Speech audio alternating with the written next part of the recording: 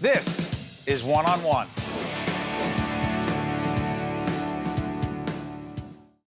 We are pleased to welcome Wendy Oxenhorn, Executive Director, Jazz Foundation of America. How you doing? I'm good. How are you? Great. This organization does what? For whom?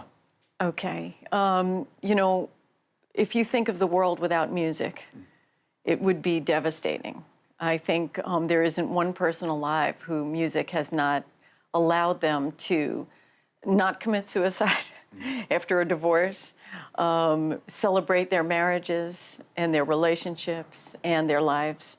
So we are the folks that take care of the musicians when things happen to them, because this is an unusual population of people. These are folks that were independent, never would think of taking help from anyone their whole lives. They came up at a time when the opportunities were different. And these are folks that made it on their own. They were the kings and queens traveling through Europe.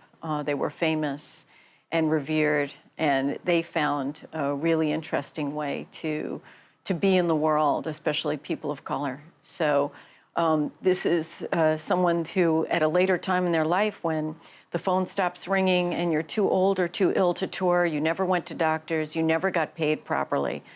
For instance, when you did a record with Frank Sinatra, you'd get $300. You'd be thrilled. You'd pay your rent. They perform with Sinatra, they get $300. You get a $300, say, you know, to record. And then Sinatra would get the royalties when the album sold. And then when CDs were invented, there was nothing that covered that, so you didn't get anything on that. So you'd get these one-time little buyouts, or when you'd go and perform places, there's no health insurance, there's nothing to cover you. So later in life, you end up in a pretty rough way. So what do you do for them? Some of the specific programs. Okay. First of all, if someone is sick or ill, or you know, something happens, and I'll give you a quick story. We had this great guy, Jimmy Norman, who co-wrote "Time Is on My Side," the tune that made the Rolling Stones famous. He had a triple bypass. He couldn't tour with the Coasters. He had been with the Coasters for 30 years. He never got a dime for that tune because he didn't get the publishing rights. So here is someone who was about to be evicted. It was heartbreaking. I went to court with him, and we convinced the landlord's attorney that this guy is a national treasure. He was also the guy who first produced Bob Marley. Bob Marley wanted to be an R&B star, and he told him, go back to your roots. So this was an important historical figure. We ended up, wonderful things happened for him. The landlord didn't press charges. He excused him from the 2 years back rent. In cleaning up his apartment, we found him and Bob Marley recording on a cassette in his place in the 70s, tunes that were never before heard. And it ended up selling at Christie's. And so he got himself an editing suite. He paid his back rent. Life was beautiful. He got an article in the New York Times acknowledging who he was. Judy Collins. I'm sorry. Oh, yes. I'm sorry. But that's because of the work that your organization did to help him. Well, but of course, because of, you know, what he did in the his world. Art.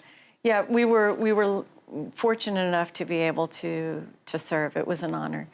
But the best part was Judy Collins picked up his version of "Time Is on My Side," put it on her label, and with all this, the New York Times, everything, you know what he got out of the whole deal?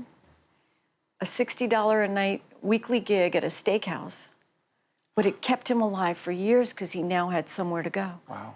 It was really beautiful, but that's an example of what we do. So in someone like that, who we didn't find a cassette of him and Bob Marley playing, and they were about to be evicted, we would pay the rent. We would get their groceries.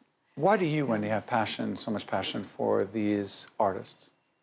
I think because music has been there throughout my whole life.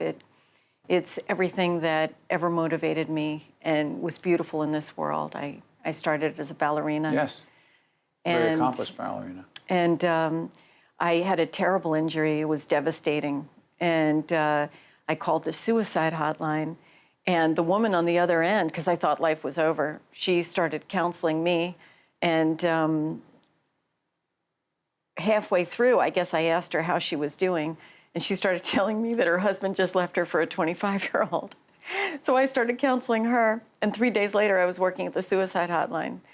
And it was the most wonderful thing that could have happened, because instead of worrying about my own troubles, I started worrying about other people's. And fast forward later, I had another incident that was devastating, and instead I decided to pick up the harmonica. I love the blues. I always loved the blues. And what I was going to say is music has always been there. You know, that's what took me through. Anytime anything terrible happens, you put on your music and you're okay. That's true. So it is true. So I started playing blues harp in the train stations with this great old man from Mississippi. But you know how the universe works. It always prepares you for the next thing. And I had no idea, but it ended up preparing me for this job. You are making a difference every day with what you're doing. Yeah. And a lot of people are benefiting. Wendy Well, it's a lot of people Oxenhorn, that make this happen. Executive Director of the Jazz Foundation of America, and of course, true to your personality, I can tell you just immediately under your breath said a lot of other people are helping, so you don't want the credit yourself. I thank you for joining us, Wendy, Sure. and wish you and your colleagues nothing but the best at the foundation Thank as you you. continue to help these extraordinary musicians and artists. Thanks so Thank you so much. much. One-on-One with Steve Adubato has been a production of the Caucus Educational Corporation, celebrating over 25 years of broadcast excellence. Funding for this edition of One-on-One with Steve Adubato has been provided by the Russell Berry Foundation, Virtua, Partners for Health Foundation, Qualcare Inc., Johnson & Johnson, Kessler Foundation, and by ADP. Transportation provided by Airbrook Limousine, serving the metropolitan New York, New Jersey area.